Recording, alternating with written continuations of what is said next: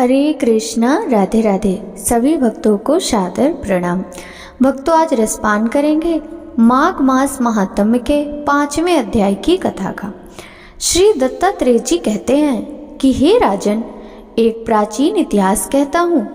भृगुवंश में ऋषिका नाम की एक ब्राह्मणी थी जो बाल्यकाल में ही विधवा हो गई थी।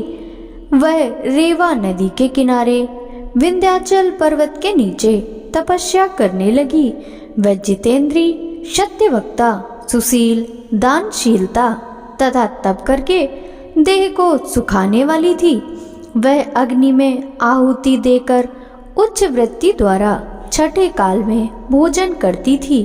वह वल्कल धारण करती थी और संतोष से अपना जीवन व्यतीत करती थी। उसने रेवा और कपिल नदी के संगम में 60 वर्ष तक माघ स्नान किया और फिर वहीं पर ही मृत्यु को प्राप्त हो गई। माघ स्नान के फल से वह दिव्य 4000 वर्ष तक विष्णु लोक में वास करके शुंद और उपसुंद दैत्यों का नाश करने के लिए ब्रह्मा द्वारा तिलोत्तमा नाम की अप्सरा के रूप में ब्रह्मलोक में उत्पन्न हुई।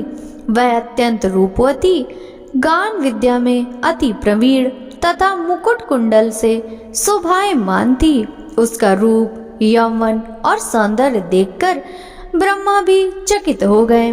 वह तिलोत्तमा रेवा नदी के पवित्र जल में स्नान करके वन में बैठी थी। तब सुंद व उपसुंद के सैनिकों ने चंद्रमा के समान उस रूपवती को देखकर अपने राजा शुंद और उपसुंद से उसके रूप की शोभा का वर्णन किया और कहने लगे कि कामदेव को लज्जित करने वाली ऐसी परम सुंदरी स्त्री हमने कभी नहीं देखी। आप भी चलकर देखें। तब वह दोनों मदिरा के पात्र रखकर वहां पर आए जहां पर वह सुंदरी बैठी हुई थी और मदिरा के पान विवल होकर काम क्रीड़ा से पीड़ित हुए और दोनों ही आपस में उस स्त्री रत्न को प्राप्त करने के लिए विवादग्रस्त हुए और फिर आपस में युद्ध करते हुए वहीं समाप्त हो गए। उन दोनों का मरा हुआ देखकर उनके सैनिकों ने बड़ा कोलाहल मचाया और तब तिलोत्तमा काल रात्रि के समान उनको पर्वतों से गिराती हुई 10 दिशाओं को प्रकाशमान करती हुई आकाश में चली गई और देवकार सिद्ध करके ब्रह्मा के सामने आई। तो ब्रह्मा जी ने प्रसन्नता से कहा कि हे चंद्रवती, मैंने तुमको सूर्य के रथ पर स्थान दिया।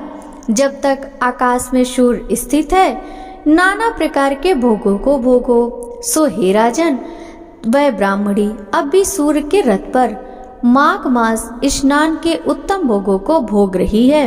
इसीलिए श्रद्धावान पुरुषों को उत्तम गति पाने के लिए यत्न के साथ माघ मास में विधि पूर्वक स्नान करना चाहिए। भक्तों, माघ मास महात्म्य का 5वां अध्याय समाप्त हुआ। यदि आपको यह कथा पसंद आई हो तो वीडियो को लाइक जरूर कीजिएगा और कमेंट बॉक्स में जय जय श्री हरि विष्णु जरूर लिखिएगा।